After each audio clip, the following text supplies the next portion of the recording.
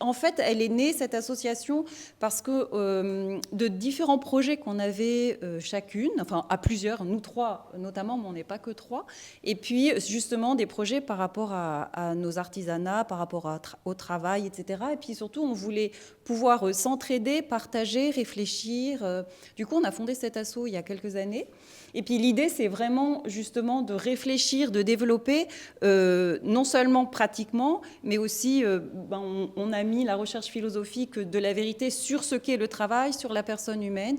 Ça nous semble important comme sentier pour la personne aujourd'hui, parce que finalement, un vrai travail authentique, c'est pas si courant, et pourtant c'est capital. Donc voilà. Et puis alors pour ça, l'asso a acquis un lieu dans les Combrailles, côté Bourbonnais. Et puis, et là, on est en train justement de le retaper pour pouvoir proposer et organiser des choses. Pour l'instant, c'était pas possible dans l'état, quoi. Mais du coup, le fait même de le retaper nous permet de rencontrer. On fait beaucoup de choses nous-mêmes. Ça nous permet de rencontrer aussi pas mal d'artisans locaux. On travaille beaucoup avec les artisans vraiment tout proches.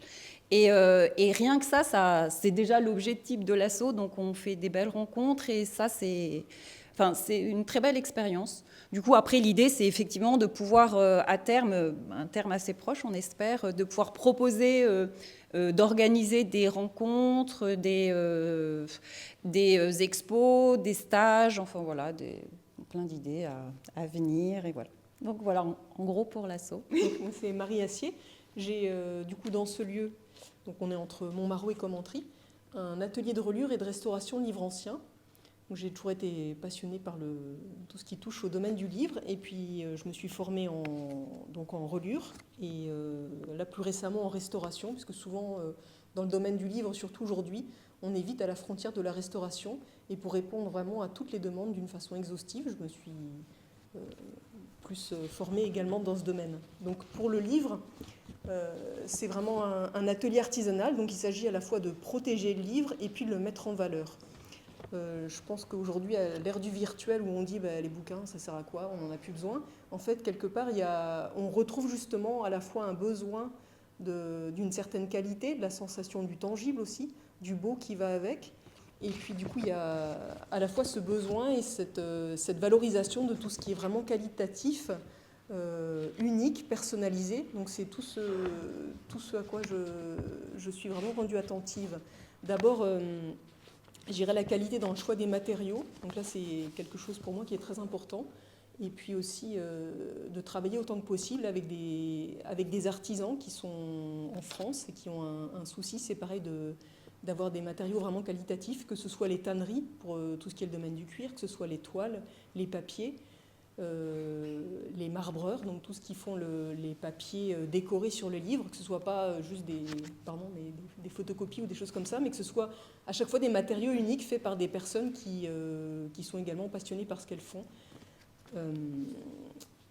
Un souci de qualité également au niveau de la technique. Donc là, moi, je me concentre sur la façon de faire plus des anciens, pas parce qu'ils sont anciens, mais parce que finalement, si on veut une recherche qualitative dans le détail, dans la précision, il n'y a pas de secret, il faut faire les choses à la main, en tout cas dans le domaine du livre.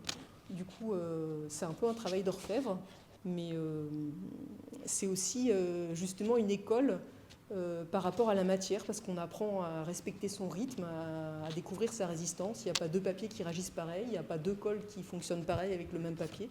Du coup, à chaque fois, on apprend beaucoup pour aller toujours plus loin dans la qualité. Et puis une troisième chose qui me semble importante aussi pour la qualité, c'est la finition, jusque dans les détails. Et puis c'est là qu'intervient aussi l'aspect esthétique. Il ne s'agit pas juste de protéger des livres pour qu'ils puissent durer dans le temps, mais aussi d'apporter une note qualitative, unique et personnelle. Donc c'est là aussi pour ça que j'aime bien les rapports avec les personnes qui ont un souhait par rapport à leur livre, c'est qu'elles puissent dire exactement ce qu'elles souhaitent, qu'elles puissent choisir si elles veulent les matériaux, les couleurs, les agencements. Parfois il y a des structures qu'on fait pour répondre vraiment à tel besoin, que ce soit par exemple une boîte adaptée à un livre qui est impossible à restaurer, mais comment on pourra conserver, qui pourra être consultable s'il est agencé de telle manière.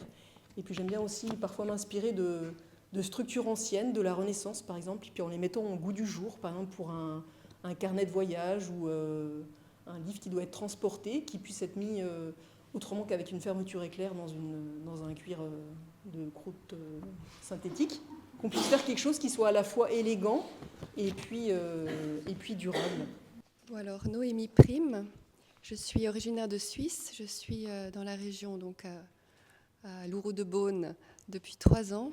Ça fait plus de 15 ans que je suis potière, mais j'en ai fait vraiment ma profession depuis que je suis installée ici.